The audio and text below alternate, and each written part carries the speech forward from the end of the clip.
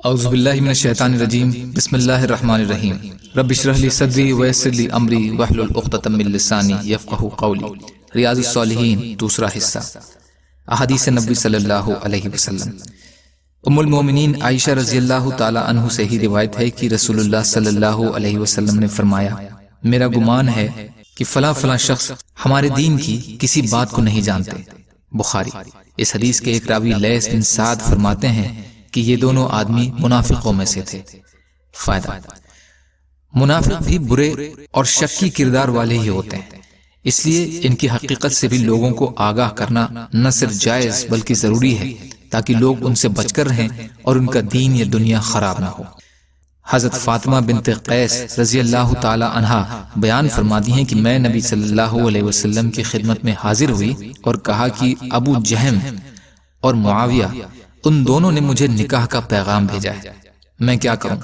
تو رسول اللہ صلی اللہ علیہ وسلم نے فرمایا، معاویہ تو غریب آدمی ہے، اس کے پاس مال ہی نہیں ہے، اور ابو جہم جو ہیں وہ اپنی لاٹھی ہی اپنے کندھے سے نہیں اتارتے۔ بخاری اور مسلم۔ اور مسلم کی روایت میں ہے، لیکن ابو جہم تو عورتوں کو بہت مارنے والا، اور یہ ٹیکا ہے پچھلی روایت کے الفاظوں کی کہ وہ تو اپنی لاٹھی ہی اپنے کندھے سے نہیں اتارتے، اور کچھ کے نزدیک معنی ہے کثرت سے سفر کرنے والے۔ فائدہ، اس سے معلوم ہوا کہ شادی سے منسلک ہونے کی خواہش رکھنے والے فریقین کو ایک دوسرے کے حالات سے آگاہ کرنا اور ان میں موجود خرابیوں کو بیان کرنا جائز ہے، بشرطے کہ واقعی مقصد بھلائی ہی ہو، یہ غیبت میں شامل نہیں ہوگا۔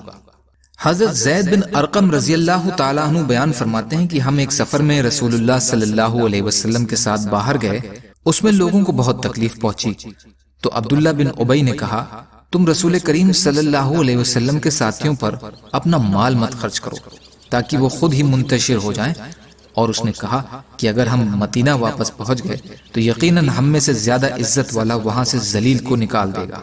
حضرت زید فرماتے ہیں کہ یہ بات سن کر رسول کریم صلی اللہ علیہ وسلم کے پاس آیا اور آپ کو اس کی بات بتلائی، تو آپ نے عبداللہ بن ابی کو پیغام بھیج کر بلوایا۔ اس نے پکی قسم کھا کر کہا کہ اس نے ایسا نہیں کہا۔ لوگوں نے کہا، زید نے رسول اللہ صلی اللہ علیہ وسلم سے جھوٹ کہا، تو میرے دل میں لوگوں کی بابت سے سخت رنج ہوا، یہاں تک کہ اللہ تعالیٰ نے میری وضاحت میں یہ سورہ نازل فرما دی، اذا جاءک المنافقون، جس میں آگے چل کر عبداللہ منافق کا وہی قول نقل کیا گیا ہے۔ تو نبی صلی اللہ علیہ وسلم نے ان منافقوں کو بلایا تاکہ آپ ان کے لیے استغفار کریں، لیکن انہوں نے استغفار سے منہ موڑتے ہوئے اپنے سروں کو پھیر لیا۔ بخاری اور مسلم۔ فائدہ، عبداللہ بن ابی مدینہ میں منافقوں کا سردار تھا۔ اس نے اس سفر میں جو غزوہ بنی مستلق کے لیے ہوا تھا، صحابہ کرام اور رسول اللہ صلی اللہ علیہ وسلم کے بارے میں بدزبانی کی تھی، جسے حضرت زید بن ارقم رضی اللہ عنہ نے سن لیا اور انہوں نے اسے بارگاہ رسالت میں پہنچا دیا، جس سے معلوم ہوا کہ منافقوں کی سازشوں اور چالوں کو بے نقاب کرنا غیبت میں شامل نہیں ہے، بلکہ ان سے لوگوں کو اوگت کرنا اسلام اور مسلمانوں کے ہت کے لیے ضروری ہے۔ یا اللہ ہم سب کو کہنے سننے سے زیادہ عمل کی توفیق عطا فرما۔ یا اللہ مظلوموں کی مدد فرما، ہم سب کو اپنی استطاعت کے بقدر اپنا حق ادا کرنے والا بنا۔ یا اللہ رحم کا، کرم کا، عافیت کا معاملہ فرما، جو پریشان حال ہیں ان کی پریشانیوں کو دور کر دے، جو بیمار ہیں انہیں صحت کلی عطا فرما، جو قرض میں ہیں ان کے قرضوں کو ادا کرا دے۔